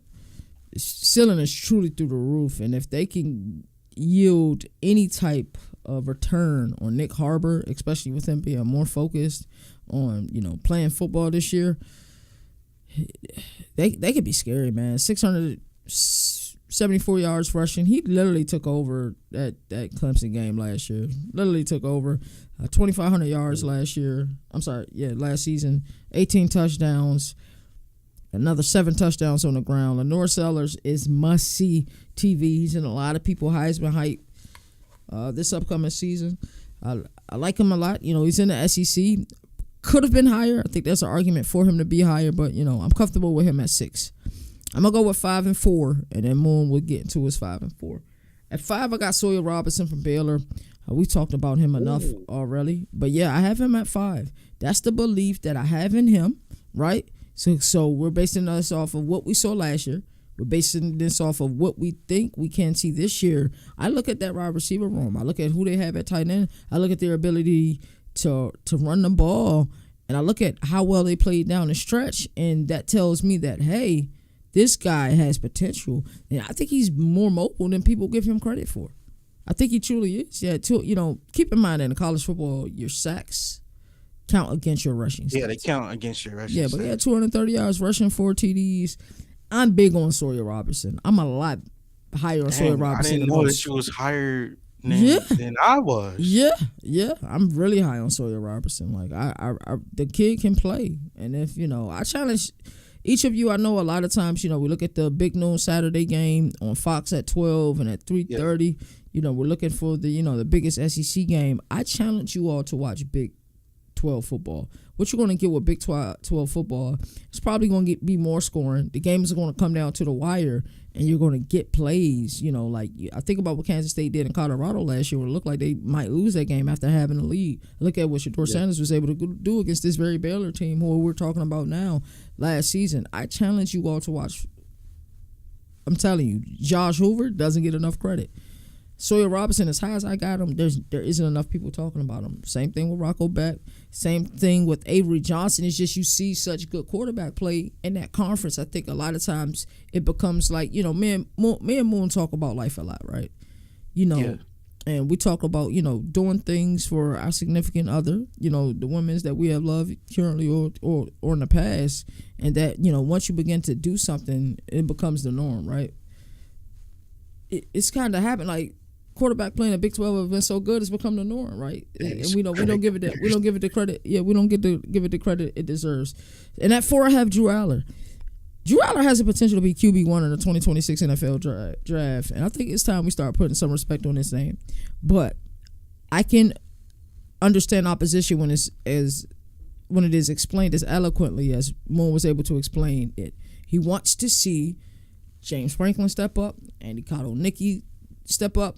I want to see the reins with Drew Aller given to him. He did have 3,300 yards, 24 touchdowns. Interceptions were up because I think the previous year was somewhere around like 26 touchdowns and 2 interceptions. I think you'll see more trust. With more trust, sometimes you get more interceptions. And when did those interceptions come? Joe Burrow has always had a great line. Like he's like, sacks are such a loaded stat. If I'm trying to make a play on 3rd down and I get sacked, so what? I'm trying to make a play, But 5 rushing touchdowns. I think Drew Aller is more mobile than he's given credit for. I like him a lot, and I think he'd be QB1 of this class if Andy Cottle-Nicky, James Franklin truly trust him. He's going to see a lot of loaded boxes just because of their running back room, and he does have the playmakers on the outside to make plays. Moon, who do you have at 5 and 4? So at number 5, I'm giving that to Sam Levitt. I like that. I like it. Even though he was honorable mention for my list, I like that a lot. Yeah, I wanted to know if I could trust him. And last year, at the end of the season, he showed me that I could trust him. Right. Closing out the deal in the championship, Big 12 championship, was icing on the cake, and I feel like his coming to age part in the movie that was the 2024 season for Arizona State. But when we enter into this next film for Sam Levitt, he is the star. You don't have to worry about Cam Scatterbo anymore taking up so much usage. And I feel like overall his usage and touchdowns responsible for, his total yards responsible for, is going to go through the roof this year. And I think he's going to do it best because of off-script playmaking and having an ability. He's not going to be the quarterback that's getting design runs like we see with some of the other guys. But he is going to be able to accumulate yards because of scrambling 100%. And when I'm looking at clutch season finishers that matter the most, like I'm looking at him as one of the guys that can do it. And that's why I put him up there. And it's kind of notable that we have so many quarterbacks in the Big 12 that are kind of built from like that same cloth. like Avery Johnson, Sam Levitt. Uh, we haven't even mentioned Baron Morton, like, or Brendan Sorsby from Cincinnati. But like, there's so many quarterbacks, and at the end of the day, I'm looking at his situation, and I like his probably the best or Arizona State and what they got running back room, wide receiver rooms coming back refreshed, so much returning production, and we see just you're gonna have a defense that can carry and put you in great positions to score more this year. And probably the I'm most looking at it quarterback friendly head coach in all of college football. Like, with Kenny who, Dillingham. man, who don't watch Kenny Dillingham and instantly get excited, bro? Like, yo, they got a frat boy as their head coach, bro. Like, you know what I'm saying? Like, I get so So he excited. has to be a quarterback yeah, guy, right? yeah. So now I see it. I think Arizona State has an immense amount of potential. My fear is, I think history teaches us a lot of great lessons. So while some of us feel, and I feel like, damn, I disrespect. I have the paper right here. I'm almost tempted to grab it and show y'all who I had in my rankings, but I'm not showing y'all that. I will show y'all this year. Me, Moon, and Jalen will do it live. We'll do our Big 12 media packet together. But I'm telling you, I'm telling you, the Big 12 scares me. It scares the living hell out of me, because there's going to be a team that was really good, and you say, what the hell happened? Oklahoma State. What happened? There's going to be a team that was like, yo, Arizona State, Kenny Dillingham was supposed to get fired last year. Nope, we're going to win the conference. Colorado, y'all were abysmal last year. We're going to compete for the conference. Matt Campbell, if not now, they win. Remember that conversation we had? You know what I'm saying? Mm-hmm. They were in the conference championship. That's what scares me about the Big 12. It really does. So, can Arizona State win back-to-back? That'll be interesting. So, let's go ahead. That was 5. That was 5. Yeah, who you have at 4? Number 4 is kind of just needs no explanation. Lenore Sellers. Number 4 is Lenore Sellers for me. When I'm looking at him, it's, you see the early part of the season and what he did. I guess like the first 7 weeks, and you take last 7 weeks on, bro. Buddy was cooking. Right. Buddy was cooking. And when we look at where the leaps that we saw at his apex and his climax was against South Carolina. So I'm in a situation where everybody had their whoa, like, who is this Cam Newton looking quarterback that they got at South Carolina? And I'm like, yo, is this real or is this not? I need him to keep his turnover worthy plays at a minimum. And he's always going to want to create. Yeah. Like, and that is another thing. It kind of reminds me a little bit of like Hoover, but he's way more athletically gifted. For sure. That type of gunslinger, but his is like almost like a, I don't even want to say acrobatic, but sometimes the way he moves on the field, it's like he should not be moving that way to be that size. And then it messes with you mentally because he comes up with goggles on. So now it's like he's like the ultimate cheat code type of quarterback that you want. And based on what I'm anticipating for South Carolina, this fits because I got South Carolina like just outside my top 10. Or like, I think you had him sitting around like 12 or 13. He's a good reason why they're up there. Can't wait to talk to Mr. Brian about just Lenore, and if he can just check me and like chin check me and be like, hey, am I sipping the Kool-Aid too early, or is this guy? Could we have a situation where South Carolina, the state, could possibly field 2 Heisman contenders? That'll be scary. 2 Heisman contenders. You may be looking at 2 teams in the college football playoff. Can I ask you a question? Yeah. So I love to go back and I love to see where my mindset was. Like, I love when I'm wrong about things. And I'd be like, yo, what did I miss? Like, what did I miss about Arizona State heading into the 2024 season? What did I miss about Billy Napier heading into the 2024 season? Why was I low on him? I also look back and see what I was correct about. Like, how did you know Kyle McCord was going to be a top 5 passer? Didn't know he'd be number 1. Called it on the money. Yeah. Like, how did you know that? So, looking back at 2024 spring camp, well, we're looking at positional battles, right? And during that time, I'm like, yo, Robbie Ashford has a chance to be South Carolina's starting quarterback. We've seen the potential at Auburn, just couldn't quite crack the starting lineup. And when I'm looking at spring camp and I'm looking for intel and trying to find as much information as possible, I'm like, can Robbie Ashford beat out Lenore Sellers, right? And we seen Shane Beamer do something so smart. And people get upset in Columbus when I always mention the 2022 quarterback battle. But Shane Beamer, after spring camp, what do you do, Moon? Lenore Stellis is our starting quarterback for the 2024 college football season. He didn't give us no room to this not even going into fall camp. We're going to let you know now. In April, that's our starting quarterback. Meet your QB1. Here he is. We're not continuing this madness. I seen enough. But think about it, like, because I know that I think the people around that building probably knew that Lenore Stellis was going to win. I truly thought Robbie Ashford would have a chance. And to be honest with you, when College Football 25 came out and I was using South Carolina where everybody was kind of discovering, like, yo, this is kind of a cheating team on the game, I would start Robbie Ashford. That ended quickly. I mean, I can't blame you. But I just love to go back. On. Yeah, I just go back to, because we talk college football 24/7, whether it's on air or off air, I'll call you, man, you'll just top it up. Like, what you feel about this? How you feel about this? And we'll whiteboard ideas and do all of that as well. But I just wanted to kind of bring that, to your attention. What was your thought process, before Shane Beamer announced that, hey, Lenore Stellis is our guy heading into the season? When they recruited him, I was like, yo, who is this kid? And right.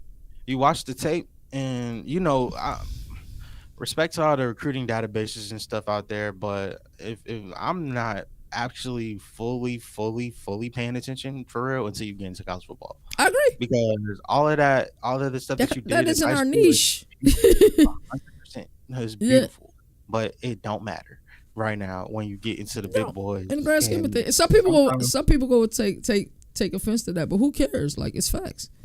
Until you lace them up and put them out there. Like, for example, Branson Robertson came out as one of the most top-rated recruits that coming out as a running back position, and we were like, who is this kid that looked like he on steroids in the backfield, knowing that he can hang clean 500 pounds and stuff. Right. And then he comes up and goes. You got Debo at running back, man. He got Debo. That's crazy. He got his time at Georgia and came on the scene. Oh, Branson Robertson scored in the national championship. Yeah, shout out to Brad. Congratulations. Brad graduated this year. We've known Brad for a long time. He graduated. Yeah, I've always called him LL Cool Brad. What does he go by now? Right? I don't know. I don't know, but he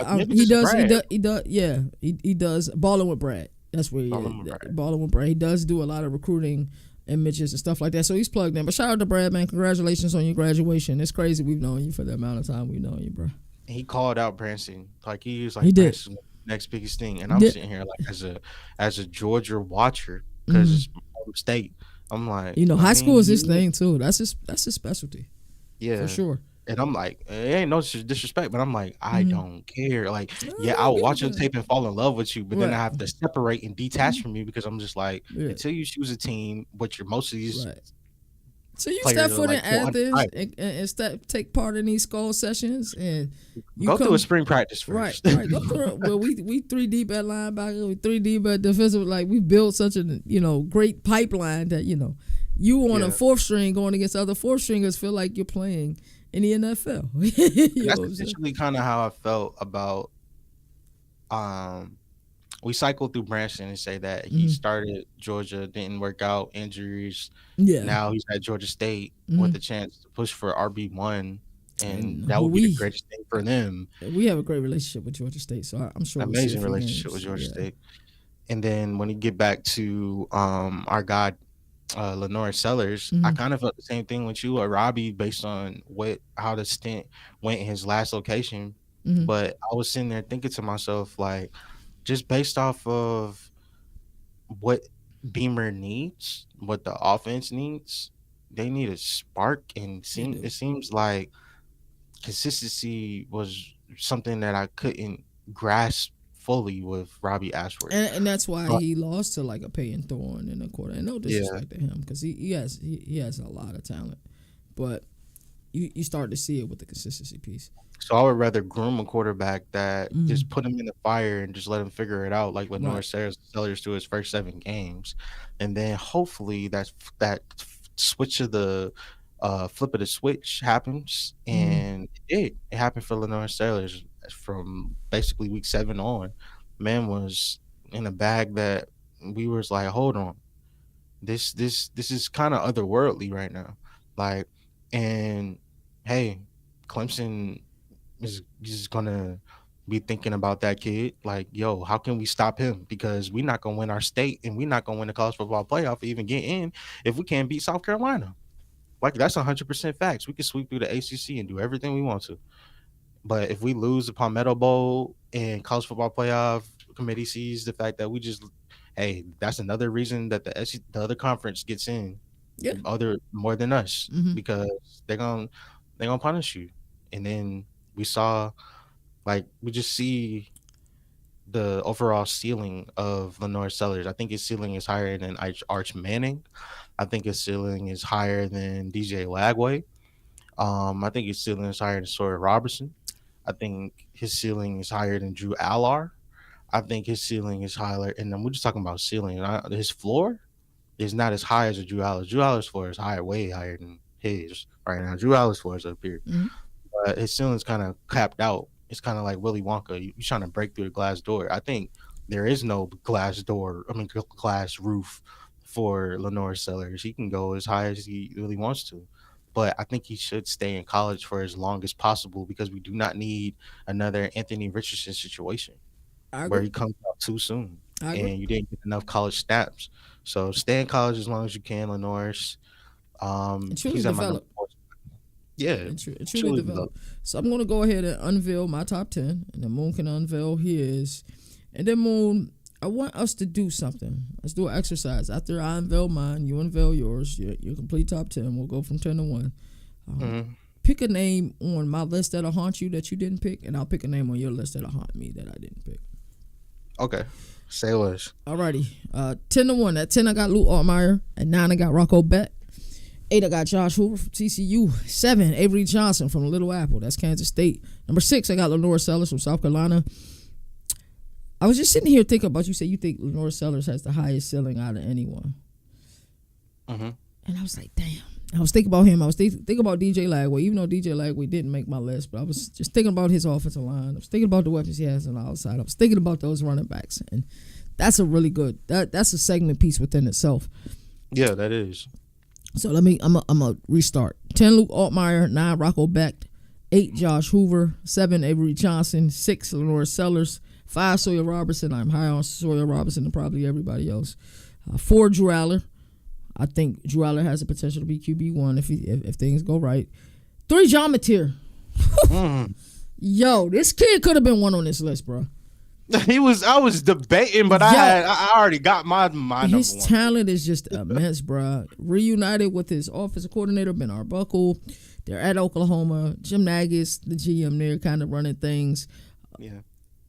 I think we'll see Coach Venables coach for his career this year. But 3,100 yards, 29 touchdowns, 7 interceptions, 826 yards on the ground, and 15 more rushing touchdowns. That's crazy to me. Cade Klubnik, number 2. And damn, Cade, bro. Cade should have probably been number 1.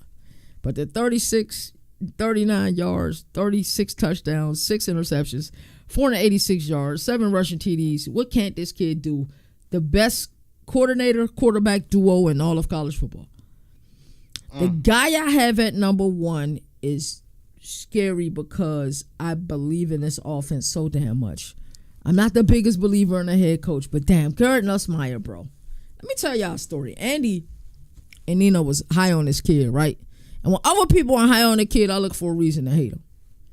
It's just the way I am because I don't like thinking like other people think. Like, I like being unique. Yeah. Like, I want people to watch this show because of the authenticity, because of what you get with it, right? I watched this kid and I said, this kid can make all the throws.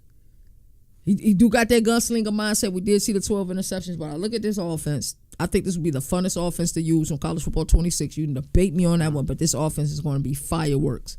I really like Garrett Nussmeier. I have him at number 1. I'm staying consistent.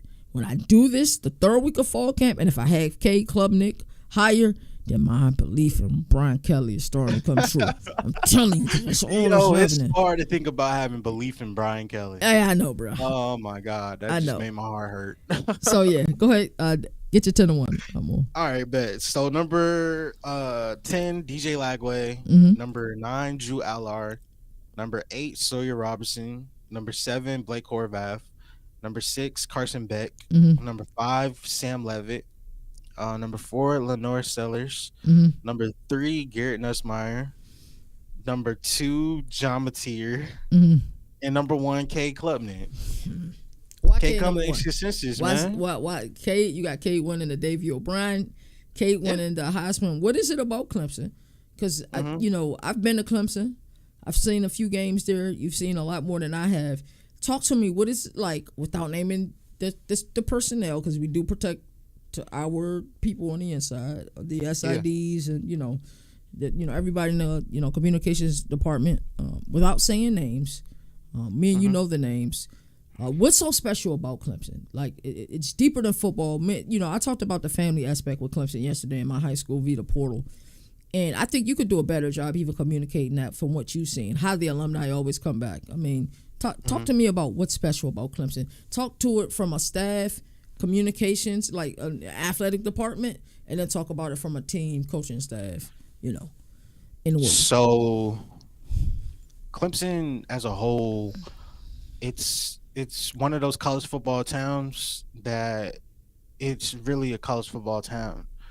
And I could argue that that part of the state, South Carolina is still out there and everything, but like that part, um, it's just something that you have to be there to experience. When you start driving out there, you're going like I stay in Atlanta, so it's probably like an hour and a half if I'm speeding for real. Mm-hmm. Two, maybe just outside of 2 hours if I'm getting there. And on the way there, you see the lakes and everything. It's a This beautiful South drive. Carolina is it's a beautiful drive. Mm-hmm. And then when you finally get there, you just feel something shift.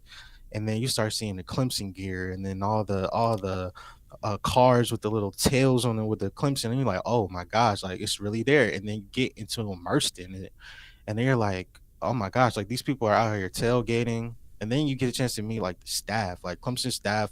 Shout out to Chandler. Congratulations on the new baby. They just treat us like family. Like uh, Ross Taylor is amazing. Like their staff is amazing. Got a chance to talk to Dabo. I was there when to do Tiger Walk with them when they went, and just to see all the fans and how they come out to support, and they really love this team through highs, lows, and everything. But they've turned into a college football town. And what's so special about Clemson is everybody knows it. People try to hate on it, but Clemson is an SEC team that's disguised as an ACC school. They are an SEC program. That's why the SEC, when they do expansion talks and everything, when they have all of it, the other conference, they're literally coveting one program probably more than anybody. I know Kansas is an option because going back and all the rivalries that you could renew with Kansas being in the SEC again, don't make no mistake about it. The other conference has Kansas on their mind. Especially, why you think they building a new stadium? Like they got it on their mind, bringing back rivalries with Arkansas, Texas. A lot of things happen, but other honorable mentions on that list: North Carolina, Bill Belichick being there, the infrastructure in North Carolina The and the location, footprint, bro. Like it's crazy. location, And with Charlotte is a Charlotte being the budding city, epicenter and bro. everything. You Yes. got Florida State. If they can figure out, I don't think the SEC other conference has um Florida State is high on their list as Mm-mm. they once did, nowhere near on high. That's kind of No. like on the backbone, Right. but they don't want a Big Ten school to come in and try to put their imprint in the South. Just same thing with Miami. Same thing. Like they don't want Big Ten to come in and make an imprint in the South, especially the Southeast, because that's their territory in a nutshell. But when you look at just overall location, what makes Clemson special is the fact that they're right there. Like rivalry already restored with Georgia Tech and Georgia right there. Like they are the number one option for the other conference when they are going into expansion talks and when we get to 2030. And that's what makes Clemson so special from a gold mine. Dabo makes it special because he recruits and he does it his way with the mentality where we're going to develop, and then the players get into the culture and start to see that Clemson is more than just a place. Like this is a place of champions. Like they've won college football playoffs, national championships. Like they have had crazy runs. They have probably one of the best atmospheres in all of college football. And when you go down there, you really understand why they call it Death Valley. Like the what I don't like sometimes is that the fan base kind of takes everything a little bit too personal a little bit. Like there was times I'll never forgive them for leaving the field early when they were playing against Louisville. And Louisville were beating them and they had fans leaving early. Like I'm talking about 6 minutes in the fourth quarter. And I'm sitting here like, this is Clemson. We don't do that. Like we stay and support the team regardless. But that's what they made me believe. Right. And that's what I'm looking at. But outside of all the numbers and like me, outside of all the things that I'm seeing based on what I'm looking at, I'm taking a look at Mr. Cade Klubnik because when I'm looking at him, bro, 8 quarterbacks in the playoff era have racked up at least 4,100 yards and 43 touchdowns while having this is rushing and passing, and while having 7 or fewer turnovers. And Cade Klubnik did that last year. And each of these players, that list includes 5 Heisman winners, 2 finalists, and each was selected in the first top 10 picks of the NFL draft. That's why I'm QB1 high of on Cade. 2026. He's my QB1 of 2026. No quarterback had more touchdowns on throws of 20 yards or more last season than Cade Klubnik, with 16 of them bad boys. CFB Nation key His metric. line on deep balls is 47%, 16 touchdowns, 3 interceptions, and a 16.6 yards per attempt. When I'm looking at it, I'm saying to myself, did they keep their wide receiver core? Absolutely. Did they keep their offensive line? Absolutely. Now they got a running back, Gideon Davison, that's going to be the starter. That's my starter. Yeah. And he's going to actually give him some help and relief because I know Maffa, I mean, they just didn't have it last year, like in certain points when they needed. And Maffa just got banged up. I mean, we couldn't just turn. He just kept turning into a battering ram. You can't use Phil Maffa as a battering ram every week. Like it's going to pile up. The wear and tear. That man's wear and tear was on red all season long. If it was college football 25, like, but that's some of the reasons why I'm high on Cade. That's why I'm high and have him at number 1. My number 2 guy, Mateer. Nobody had more broken tackles or evaded tackles last season more than John Mateer. He topped all FBS quarterbacks with 53 broken or evaded tackles. That's showing me that he is more than just a drop back passer that some people think is in his name just because his name is John Mateer. And then you watch his film and you're like, this dude had 15 rushing touchdowns last year. Like he accumulated like the second highest points responsible for in the entire country. Like when I'm looking at him, he had at least 9 air yards per throw, and no other quarterback averaged at least 9 air yards per throw and had a lower rate of off-target throws than Mateer, and his was at 9.1%. I'm looking at him, and I'm saying he could finish in that Heisman race, man. And the hype that we get in Oklahoma is real, 100%. And then I had Garrett Nussmeier, I think, at number 3. And I believe, and I'm drinking the Kool-Aid on Garrett Nussmeier, like 100%. And it's not, at this point, I feel like he's immune to Brian Kelly. Like he has a bubble around him. Nothing can affect that man. And I think that they're going to have an explosive offense. And he himself, I'm looking at, where do we finish this year in your turnover worthy plays? Where do we in the year in yards per attempt? Where do we end the year in deep throw completion percentage? Because I want you to stretch the field vertically. I want you to challenge and toast people that come and try to play man across you thinking that they can play you. I want you to be decisive in your zone coverage windows, like and knowing how to read and pick spots better, because you know that these defensive coordinators this year are going to try to throw whatever that they can to try to make Garrett Nussmeier not look like that guy. He probably has the biggest spotlight on him out of any other quarterback in the country, like, because they're immense amount of talent, and everybody knows it. Like, yeah, 100%. So I'm gonna tell me the guy who may haunt you for your list that I don't have on mine. I know you texted it to me. I'm quite sure I know who it is. The guy that probably will haunt me most on your list is probably Blake Horvath. I thought that was an excellent pull. I think that Navy does have the potential to do something big. Sam Levitt could also haunt me as well, but I'm kind of confident in where I think Arizona State will be this year, just because of the dynamic of the Big 12. But I think Yeah. Blake Horvath not having him in my top 10 will haunt me. What about you? Who's somebody on my list that you don't have that may haunt you? Every other Big 12 quarterback that I didn't add. Yeah. So TCU's Josh Hoover Mm-hmm. could haunt me 100% because they still got some playmakers on the outside. Like they still have some good quality protection. Then you have Rocco. Like I'm high on Rocco. He's my Right. favorite quarterback in the Big 12. If I had to talk about favorites, go to war with guys. That's what I would pick, Mm-hmm. and it would be over Sawyer. But the one that's gonna hurt me the most is the guy that I've been championing a lot and then called Sunshine, Avery Johnson. And that's kindly because I'm like, I've mentally checked out on Avery Johnson. I understand what he can do in the fourth quarter. Hey, He's a that's fourth funny, quarter though. assassin. Yeah, he is. He's an assassin. Like, I understand. But I've mentally checked out on Avery Johnson, bro.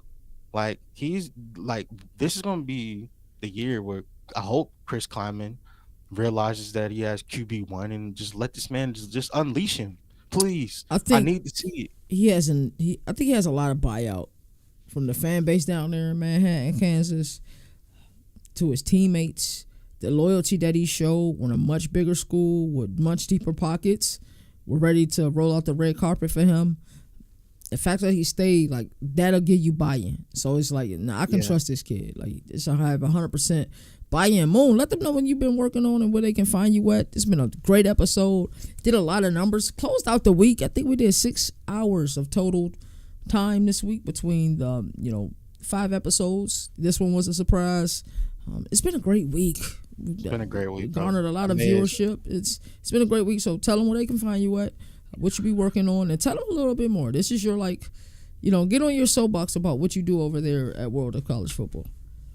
So you can follow me on Twitter at CFB Moon, and I would love to interact with you more. And I welcome all commentary, good, bad, ugly, everything in between. Because it's really if you know how to talk ball, hey, you good with me, 100%. Um, Outside of that, with World of College Football, bro, we're just trying to keep the streets fed throughout the off season, quote unquote. Even though we don't believe in around that here in CFB Nation, but yeah, we just trying to keep the streets fed, and give you content in a different way. I really want to focus on putting more emphasis on the schools that don't get a lot of shine, and I've been doing a lot of deep dives, uh, picking the conferences apart. I started with the Conference USA, pretty much finished. All I think I have to do more is like the Delaware Blue Hens. But we pretty much went through every school and like gave a rundown and outlook of what they want and what they're looking for in this upcoming year. We had to be realistic too, because like there's no point in me having a team like, even though I know that they can be some late season closers, why am I trusting a Middle Tennessee yet right now? I'll have to see that and let that develop. But you don't get those experiences or exposures unless you pair what you see on film versus what you see like on tour. And I got a chance to see Middle Tennessee State last year at on the road in Jacksonville, Alabama, and home of Jack State. I And seen that's them the another thing. last 2 years at Liberty, Yeah, so and like they're building something too. they are building something. And it's kind of like, you get a lot more exposures and doing a lot of research. So that's what you want to know what I'm doing. I'm pretty much focused on college football content for real, whether it's playing a game and streaming it or doing research behind the scenes, trying to just get closer. Because I feel like I'm one of the one percenters that loves college football more than 99% of most people. And yeah, besides that, man, I'm just behind the scenes with CFB Nation, getting us ready for the tour. Um, Starting the campaigns for our tour, the places that we want to go this year, and really continuing to cover the sport. That's what we care about. That's what I care about the most, covering the sport in a way, in a light that shines light on everybody, because it's not just about the other conference. everybody matters in the college football ecosystem because you can't tell the story of the season without everybody. So that's where you can find me. That's what I'm up to. Word of College Football is a show where we just focus on all of it. And I'm excited to be on your show today because this is probably one of the hardest exercises because I felt bad leaving some quarterbacks off. I felt bad leaving Darian Mensah off at Duke.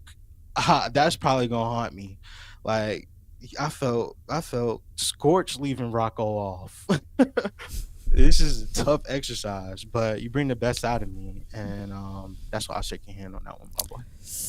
Shout out to CFB Moon. Make sure you guys follow him on Twitter at CFB Moon. He's live a few times a week, and whenever he goes live, he's giving you guys. He ain't half stepping. It's an hour and a half or more of unadulterated fire, man. Truly appreciate you, joining us on the show. Truly appreciate everything you do for CFB Nation. I truly do believe that you're the most influential person in the independent college football space, especially with your connections, man. So, hey, man, we'll do another surprise episode soon, man. For sure. Until then, hey, you've been going crazy. You've been going crazy. Thank you for having me on the show. Hey, man, I absolutely, brother. It's been a fun episode, man. I think everybody who watches the show are 1%ers, man. I got merch coming soon, but I wanted to do merch in a different way. I wanted to do merch in a way where it's not coming from a wholesale company, that we're rewarding somebody, and there's somebody that we know, Director Mike's girl does clothing. So if we can figure out a way to mass produce it, we'll start doing merch that way. We are the 1%ers. The people who are following this sport 24/7, looking for news.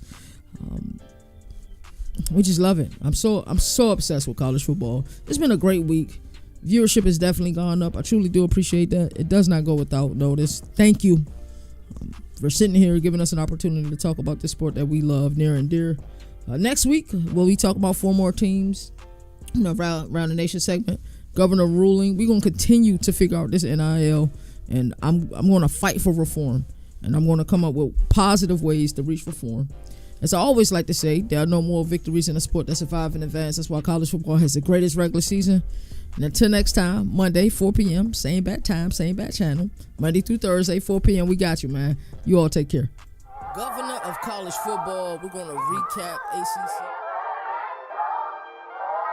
Damn.